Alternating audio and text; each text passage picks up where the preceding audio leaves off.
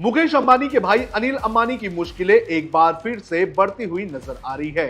प्रवर्तन निदेशालय ने 3000 करोड़ रुपए के लोन फ्रॉड केस में अनिल अंबानी को समन भेजा है और उनसे 5 अगस्त को ईडी पूछताछ करेगी। ईडी की इस कार्रवाई से कॉर्पोरेट जगत में हलचल मच गई है। पिछले हफ्ते ईडी ने अनिल अंबानी से जुड़ी मुंबई और दिल्ली समेत 50 लोकेशन पर छापेमारी की थी और 25 लोगों से पूछताछ की थी। ये पूरा मामला यस बैंक द्वारा अनिल अंबानी के रिलायंस ग्रुप पूरी कंपनियों को दिए गए लोन से जुड़ा हुआ है, जिसमें कथित तौर पर हेराफेरी हुई थी। जांच एजेंसियों का दावा है कि ये एक सुनिश्चित साजिश थी जिसमें पैसों को फर्जी कंपनियों में डाइवर्ट किया गया। इतना ही नहीं, जांच में रिश्वतखोरी और दस्तावेजों की गड़बड़ी के भी सबूत मिले हैं। अब ईडी ने अनिल अंबानी को पूछताछ के लिए बुलाकर इस घोटाले से जुड़े तमाम सवालों के जवाब मांगने की तैयारी कर दी है। लेकिन क्या है ये मामला, किस तरह से अनिल अंबानी पर आरोप लग रहे हैं और कैसे ये फ्रॉड सामने आया, इसकी पूरी जानकारी आपको इस वीडियो में देंगे। नमस्कार, आप देख रहे हैं लोकमत हिंदी। मेरा नाम है सोनू कनौजी। सबसे पहले जानेंगे कि अनिल अंबानी पर किस तरह से शिकंजा कसा जा रहा है।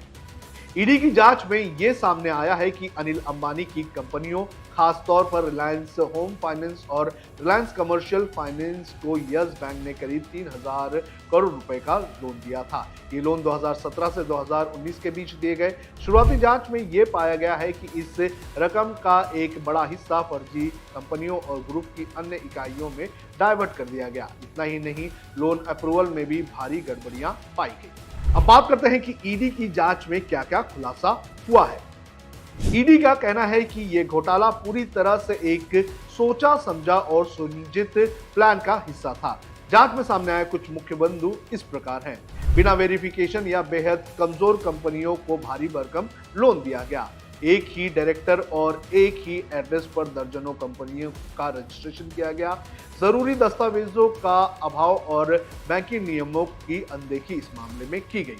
पुराने लोन चुकाने के लिए नए लोन देना, यानी कि लोन एवरग्रीनिंग कर दिया गया। इसमें फर्जी कंपनियों में रकम ट्रांसफर किया गया, जिससे असली बिजनेस को नुकसान हुआ।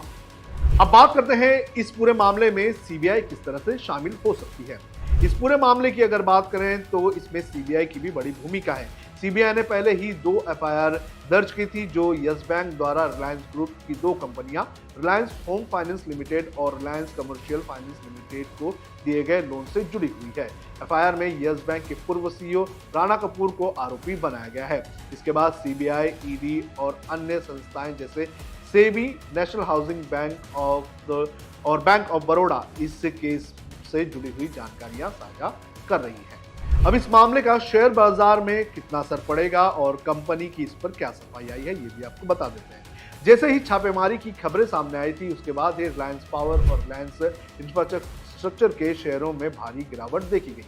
पहले ही दिन 5% तक की गिरावट देखी गई और अब समन की खबर के बाद 3% की गिरावट देखी जा रही है। हालांकि रिलायंस पावर ने एक बयान जारी करके कहा है कि ये कार्रवाई कंपनी के बिजनेस, कर्मचारियों या शेयर होल्डर्स पर असर नहीं डालेगी। उन्होंने ये भी स्पष्ट किया है कि मीडिया में जिन कंपनियां आरकॉम और आरएचएफएल का नाम दिया जा रहा है, उनका रिलायंस पावर से कोई भी लेना देना नहीं है। अब इस पूरे मामले में एसबीआई ने अनिल अंबानी को किस तरह से फ्रॉड डिक्लेयर किया, ये भी आपको बता देते हैं। इस मामले में स्टेट बैंक ऑफ इंडिया की भूमिका भी सामने आई है।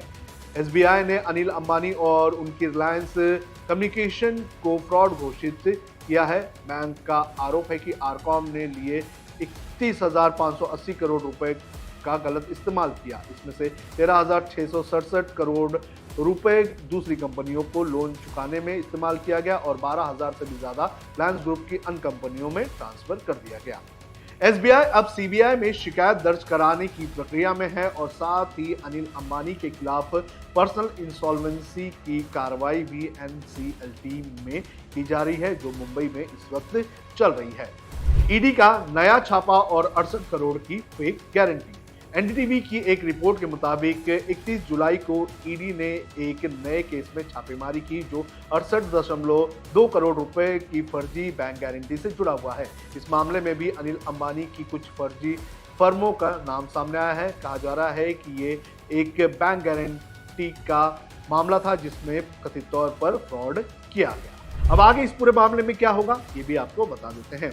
अनिल अंबानी को अब 5 अगस्त को ईडी के सामने पेश होना होगा। अगर जांच में उनके खिलाफ पर्याप्त सबूत मिलते हैं तो ये मामला कानूनी रूप से और भी गंभीर हो सकता है। इससे न केवल उनकी छवि बल्कि उनके कारोबार पर भी असर पड़ सकता है। देखना जरूरी है कि जब अनिल अंबानी पहुंचेंगे तो उनके साथ क्या पूछताछ की जाती है। आपको क्या लगता है कि इस मामले में आगे क्या हो सकता है? आप हमें कमेंट करके जरूर बताएं।